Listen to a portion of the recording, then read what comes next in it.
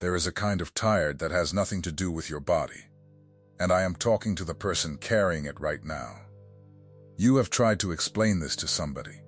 You got maybe 11 words into it, before you watch their face change that small polite shift, where the eyes stay on you but the person leaves the room. And you did what you always do. You laughed. You said, "Never mind. It's hard to explain, I'm probably just overthinking it." And then you drove home and sat in the driveway with the engine off for 10 minutes because you were not ready to walk in the door and be normal yet. I know that is you. I know because there is a reason you clicked on a video about a man getting knocked flat on a road 2,000 years ago. And it was not curiosity. Something in you already knew this was about you. So let me say the thing that most people who talk about Paul never say. What happened on the Damascus road was not the beginning of Paul's calling. Paul was called before he was born. Heaven had already written the assignment. What happened on that road was the interruption of his certainty. God did not come to give him a destiny that day. God came to take away the lie he had built on top of it. And that is why nobody warns you about this part. Because when people talk about spiritual awakening, they make it sound like a promotion. Like one morning you wake up glowing and everything makes sense and doors swing open and your family finally understands you. That is not what happened to Saul of Tarsus. He was riding with authority in his hand. He had letters real, official, signed documents from the high priest. He had permission. He had a title. He had the full backing of the religious system he had given his entire life to. And he had a reputation strong enough that his name alone made believers change their travel plans. He was, by every measure, available to him, right? And then the light came, and he was on the ground in the dirt, in front of the men who worked for him. Think about that for a second. Not on a mountain, not in a temple, not in a private prayer closet where he could get up, dust himself off, and control the story afterward.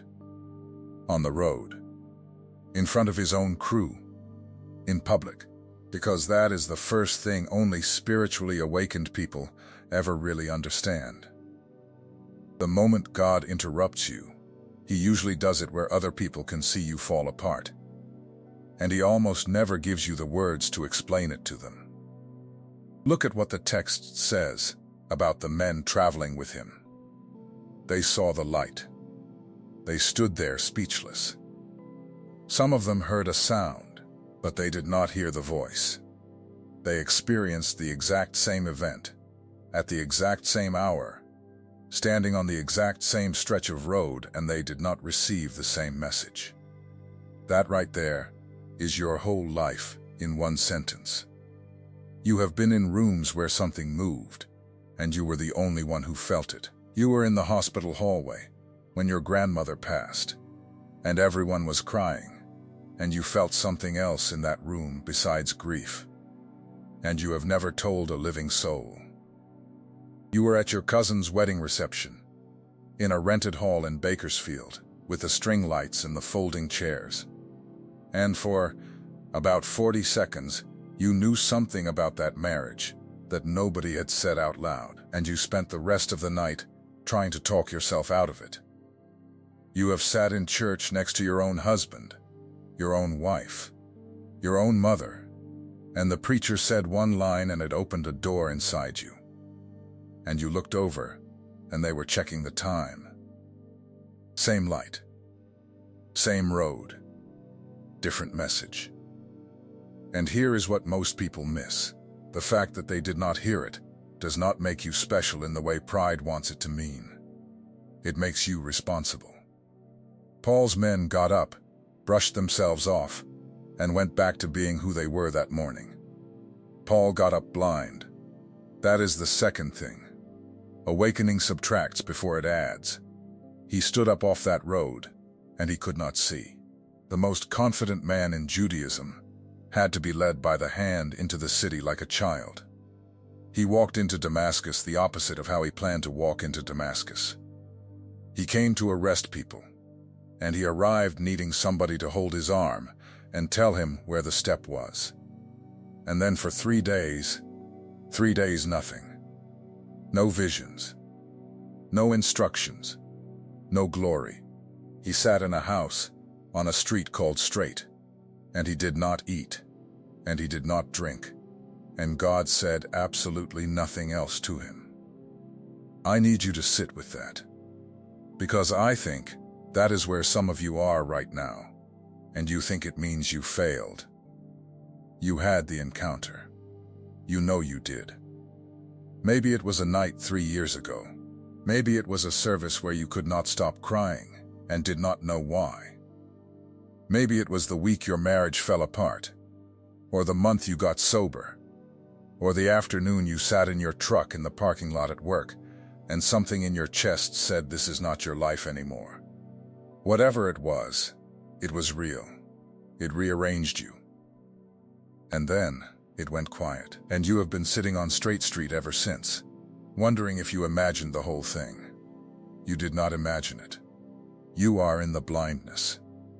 The blindness is not punishment. The blindness is God removing your ability to navigate by the old system while he installs the new one. Saul could not see, because Saul had been seeing wrong his entire life with perfect confidence, and there is no way to teach a man to see differently while he still trusts his own eyes. Some of you have lost things in the last 2 years that you keep begging God to give back. The circle of friends, the ministry position, the clarity you used to have about everything, the version of your faith that had clean answers and fit on a bumper sticker, and you keep praying, Lord, restore it, and heaven is silent, and it feels like abandonment. It is not abandonment, it is subtraction. He is not going to give you back the eyes that made you certain about the wrong things. But watch what happens next, because this is where it gets real. God does not send an angel to Straight Street.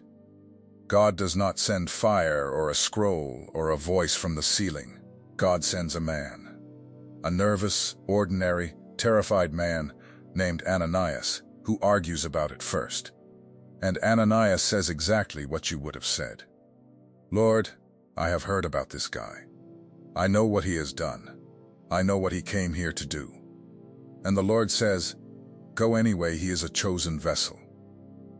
Chosen while he was still blind, while he had not preached a single sermon, while the entire church was still afraid of his name. Ananias walks into that house and does the thing that changes everything. And it is not a miracle. It is 2 words. He puts his hands on the man who came to town to have him killed. And he says, Brother Saul. Brother, that is the 3rd thing only awakened people know. And I want to say it carefully, because it is the one that costs the most. You cannot finish this alone, and God has hidden your next instruction inside a person you have not met yet. I know some of you have made isolation into a doctrine. You got hurt in a church. You got gossiped about by people who sang next to you. You watched leadership protect the wrong person, and you took your Bible and your worship playlist, and you built a life with God that has no other human being in it. And you call it discernment. I understand it. I have lived it. But hear me, Paul saw the resurrected Christ with his own eyes on that road, and God still would not give him the next step directly. He made him wait 3 days in the dark for a man to knock on the door, because the scales do not fall off in isolation. That is what the text says.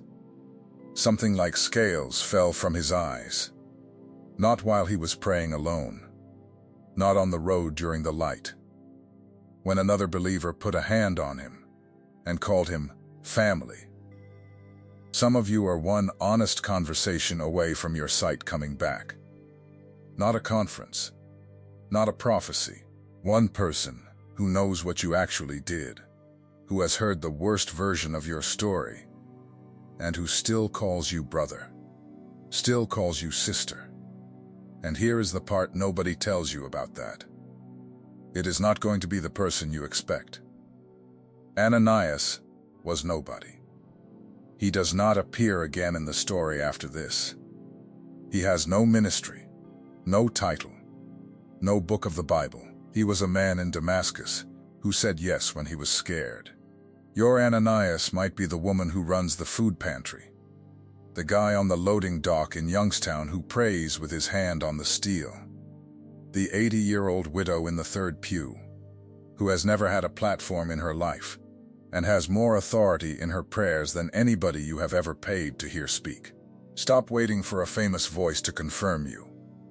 God sends ordinary people to unlock extraordinary assignments, and He does it on purpose, so that when it works, you cannot build a shrine to the messenger.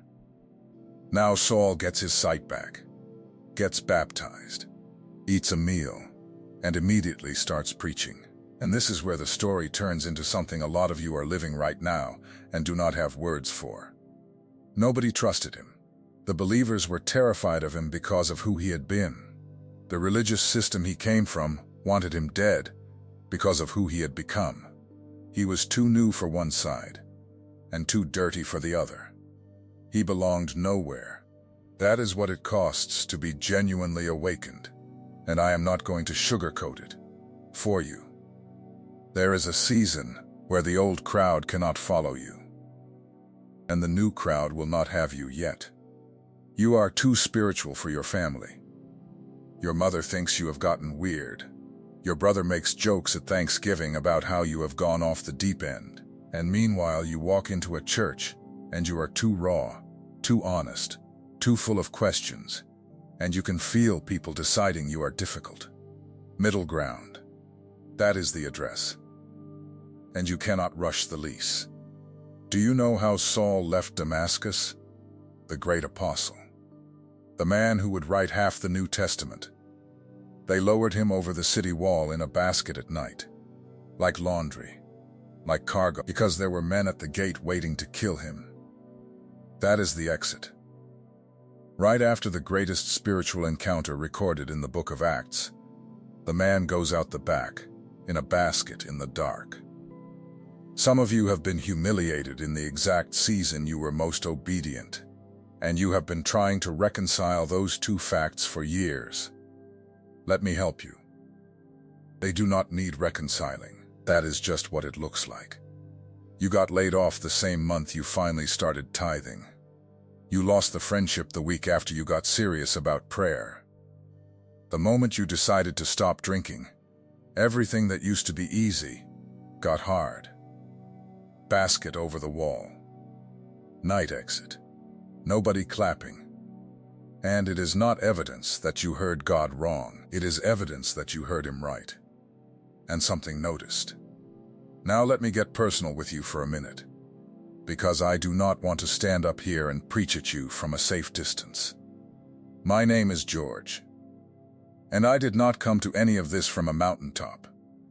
There was a stretch of about 2 years where I could pray for anybody in the world except myself. I could sit with a man in a hospital waiting room at 2 in the morning and say exactly the right thing, and then drive home and sit in my own kitchen with the lights off and have nothing. Not doubt, exactly, just static. I knew God was real the way you know the sun is real. On a cloudy day I believed it. I just could not feel any heat. I remember the specific night it broke. I had pulled off the highway into a gas station lot because I did not trust myself to keep driving. And I said out loud, in the car, alone, I do not know what you want from me, and I am tired of guessing. And nothing dramatic happened. No light. No voice. But 3 weeks later, a man I barely knew stopped me after a service, put his hand on my shoulder, and said one sentence about something I had never told anybody. And the scales came off. That was my Ananias. That was my hand on the shoulder. That is when I started paying attention to the pattern, the encounter, the blindness, the silence, the messenger, the wall and the basket, the hidden years. And I realized the reason so many of us feel insane is that nobody ever handed us the map. We got the calling with no instructions, and then blamed ourselves for being lost. What you just experienced was not content. It was a mirror. And mirrors demand a decision. If you are ready to go to the root to finally understand why you think, feel and perceive differently from everyone around you, the secret protocol carries the 7 keys that reveal what God placed inside you before you ever drew your first breath. Full audiobook included for every moment of your day. Plus, the awakening map. As a bonus, the 5 stages of spiritual awakening mapped with clarity, showing where you are right now and what the Spirit is releasing in this season. Link pinned in the first comment. Not for much longer. And you did not make it to the end without a reason. Because here is the thing about Straight Street. Paul did not know he was on a street called Straight. He was blind. Somebody else led him there. He just sat in a room he could not see. In a city he had entered wrong, waiting on a door he did not know was coming. That is most of you. You are further along than you can currently perceive. Then comes the part everyone skips. He goes to Arabia. Years pass. The man who met Jesus on the road disappears into obscurity, and by his own account it is 3 years before he goes up to Jerusalem, and 14 years before the leadership there really recognizes what he carries. 14 years. I want you to hold that number against your own impatience for a second. You are frustrated because it has been 18 months. You are wondering why the door has not opened yet, why nobody has noticed, why the thing burning in you still has no outlet. You are 41 years old, working the register at a hardware store in Macon, and you know there is something in you the size of a stadium, and it does not fit anywhere in your Tuesday. The delay is not denial. The delay is the difference between a man who has heard God and a man who has been formed by God. And those are not the same man, and only one of them can carry weight without breaking. Every single thing God ever built that lasted, he built slowly and in private. There is a man reading this who has been faithful in a warehouse in Erie for 11 years. Same shift, same lunch table, same drive home past the same shuttered storefronts. And you have decided that the length of the wait is a verdict on your worth. It is not. Nobody watching Saul disappear into Arabia would have bet a single coin on him. There was no announcement. There was no update. There was just a man in a dry country learning to hear a voice without a crowd around to confirm it, and the church he would later carry had no idea he existed. And I will tell you what happens in that hidden stretch, because I have lived enough of it to be honest with you. That is where he kills the part of you that wants to be seen doing it. That is where he removes your dependence on being understood. Paul went into Arabia a converted Pharisee. He came out a man who could be beaten with rods, stoned and left for dead, shipwrecked 3 times, thrown in prison, and still sit in a cell in Rome writing letters about joy. You do not get that from an encounter. You get that from the years after the encounter, when nothing is happening, and you keep showing up anyway. And even then, even at the very top of his life, he had a thorn. He asked God to take it 3 times. God said no, and told him grace was enough. The most spiritually awakened man in the New Testament had a weakness he never got delivered from. So if you are sitting there thinking, well, I must not really be one of them, because I still struggle with anger. I still fight the same thing at 10 at night that I fought at 10 last year. I am still not fixed. Hear me clearly. Awakening was never the removal of your weakness. It was the revelation of what your weakness is standing on top of. The man who wrote the most confident words in the New Testament about being more than a conqueror also wrote plainly that he did not always do the good he wanted to do. Both sentences came out of the same hand. And if you can hold both of those at the same time, without letting one cancel the other, You are further into this than the person who has never had to. Let me tell you about a man who climbed a tree.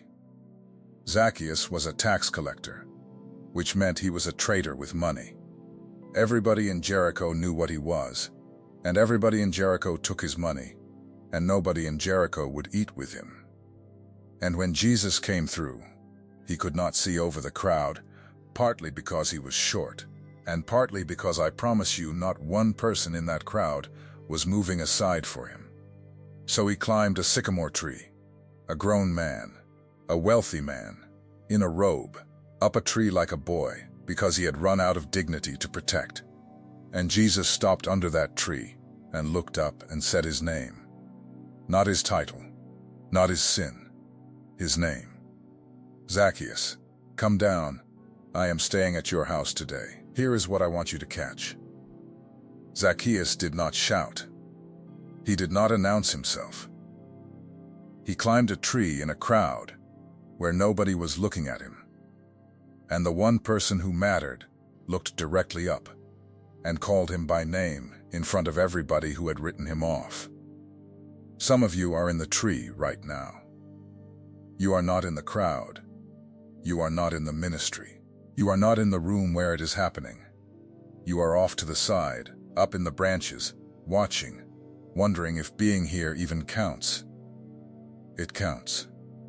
He knows your name, and he has a habit of stopping under trees. Let me go back to the road one more time, because there is a line in it I do not want you to walk away without. When the voice spoke, Jesus said something strange. He said, "It is hard for you to kick against the goads." A goad was a sharpened stick a farmer used behind an ox. The ox kicks back at it, and all the kicking does is drive the point deeper into its own leg.